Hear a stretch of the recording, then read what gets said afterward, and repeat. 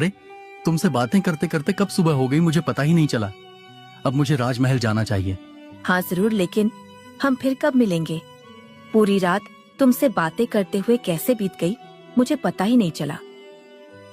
हमारी सोच बहुत मिलती जुलती है। मैं रोज तुमसे मिलने इसी तालाब के किनारे आया करूंगा। हमारी दोस्ती बहुत गहरी होगी। अब मैं चलता हूँ। हाँ, क्यों नहीं।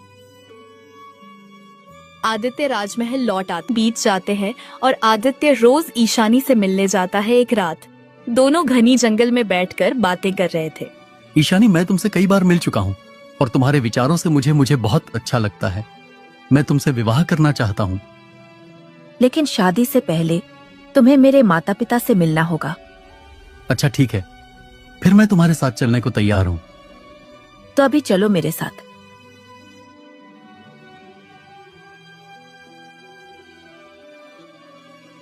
ईशानी आदित्य को तालाब के किनारे ले आती है।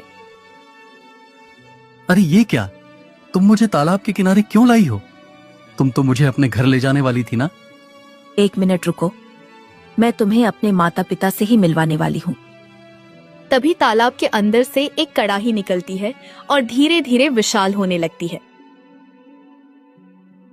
अरे ये क्या है? ये कड़ाही इतनी छोटी थी और अचानक इतना बड़ी कैसे हो रही है? मुझे यहाँ से जाना चाहिए। अब तुम कहीं नहीं जा सकते, तुम्हें मेरे साथ चलना ही पड़ेगा। नहीं, तुम मेरे साथ कुछ गलत कर रही हो। मुझे नहीं जाना, मुझे कहीं नहीं जाना। अचानक कड़ाही के अंदर से तेज रोशनी निकलती है और आदित्य को अपनी ओर खींचने लगती है। आदित्य और ईशानी दोनों कड़ाही में समा जाते हैं। दूर खड़ा एक सैनिक यह सब देख लेता है और दौड़ महल की ओर भागता है। क्या हो गया सैनिक? मैंने तुम्हें राजकुमार पर नजर रखने को कहा था, तो तुम यहाँ क्या कर रहे हो? महाराज, मैं राजकुमार पर नजर ही रख रहा था। अचानक ही वो तालाब के अंदर एक बहुत ही विशाल कड़ाही के भीतर समा गए और उनके साथ एक युवती भी थी। अगर ऐसा था तो तुमने मुझे पहले क्यों नहीं बताया कि राजकुमार किसी युवती से मिल रहे हैं? महाराज, मैं तो राजकुमार पर नजर रख ही रहा था, लेकिन उन्हें तो आभास हो गया था कि मैं उनका पीछा कर रहा हूं। वो हर वक्त मेरी नजरों से बच जाते थे, लेकिन आज जैसे तैसे यह सब देख पाया। लगता है राजकुमार उस श्रापित तालाब के अंदर चले गए हैं। यह सुनते ही राजा विक्रम सिंह का चेहरा पीला पड़ जाता है। नहीं, ऐसा नहीं हो सकता। मेरा बेटा, मुझे उसके पास जाना होगा। राजा विक्रम सिंह पागलों की तरह तांत्रिक के पास पहुंचता है। क्या हो गया विक्रम, आज फिर से मेरे पास आ गए? मेरा बेटा उस श्रापित तालाब में चला गया। यह कैसे हो सकता है? भला मेरा बेटा किसी विशाल कड़ाही के अंदर कैसे जा सकता है? तुम नहीं जानते कि तुमने जितने भी गांव वालों को मारा था वो मरे नहीं थे। वो सब उसी कड़ाही में कैद हैं और वो सब जीवित हैं। अब उसी दुनिया में तुम्हारा बेटा भी चला गया है। अब तुम्हारा बेटा कभी भी जिंदा वापस नहीं लौट सकता। नहीं, ऐसा नहीं हो सकता। मेरा बेटा मुझे छोड़कर नहीं जा सकता। भगवान के लिए कोई रास्ता तो होगा। अब कोई रास्ता नहीं है। अब तुम अपने बेटे को भूल जाओ। वहीं दूसरी तरफ राजकुमार आदित्य और ईशानी दोनों जोर से गिरते हैं। वे खुद को एक कड़ाही की दुनिया में पाते हैं जहां चारों तरफ सिर्फ पत्थर ही पत्थर है। ये क्या? तुम मुझे कहां ले आई हो? ये तो पत्थर की दुनिया है। चारों तरफ सिर्फ पत्थर ही पत्थर है। यही हमारी दुनिया है। हम इसी दुनिया में रहते हैं राजकुमार। मैंने तुम्हें अपने प्रेम के जाल में फंसाकर यहाँ लाया है। ईशानी, मैंने तुम पर इतना भरोसा किया, तुमसे इतना प्रेम किया और तुम मुझे यहाँ ले आई। इतने में ही अचानक वहाँ बहुत सारे गांव वाले इकट्ठा हो जाते हैं। ये क्या? इतने सारे गांव वाले, ये सब क्या है? यहाँ क्या हो रहा है? और ये पत्थर, इन पत्थरों से आंसू क्यों गिर रहे हैं? जैसे ये पत्थर रो रहे हो। आखिर बात क्या है? क्योंकि इन पत्थरों में तुम्हारे राज्य के वो सभी लोग कैद हैं जो गायब हो चुके हैं।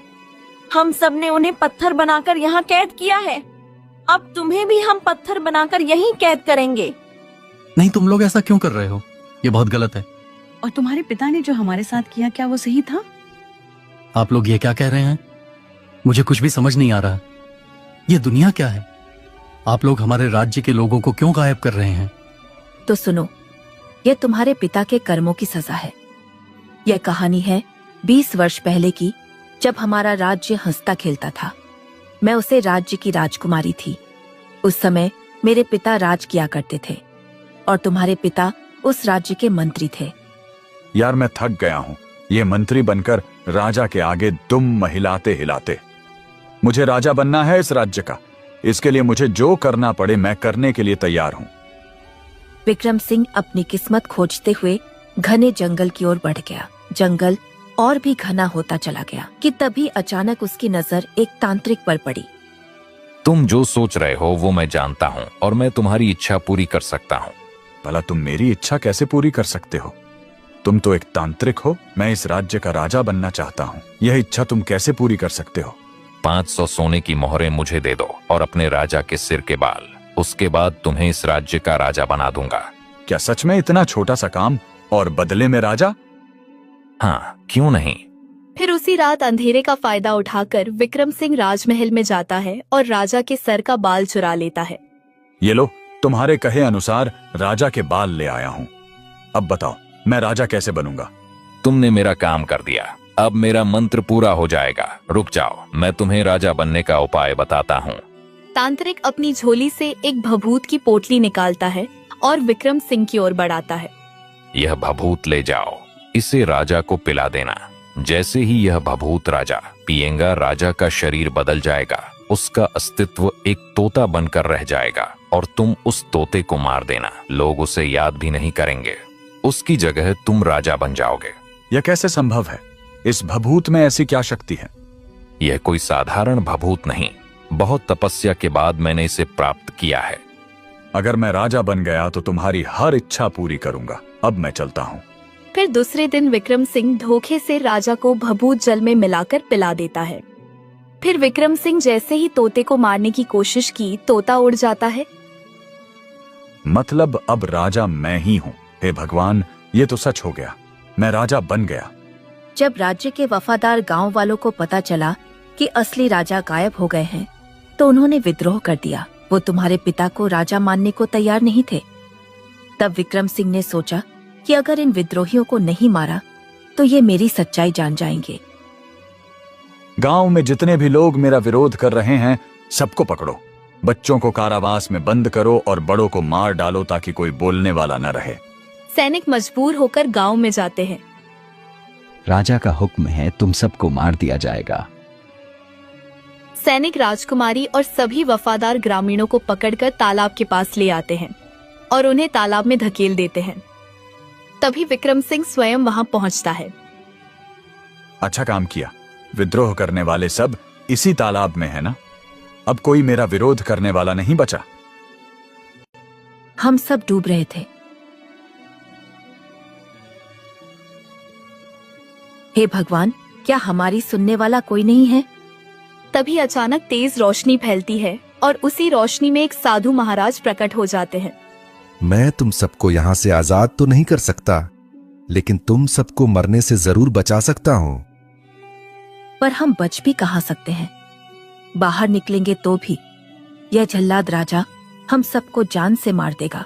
ठीक है, तो मैं तुम लोगों को एक ऐसी दुनिया देता हूँ। उस दुनिया में तुम लोग जिंदा रहोगे, लेकिन फिर कभी उस दुनिया से बाहर नहीं आ सकोगे। क्या तुम्हें मंजूर है?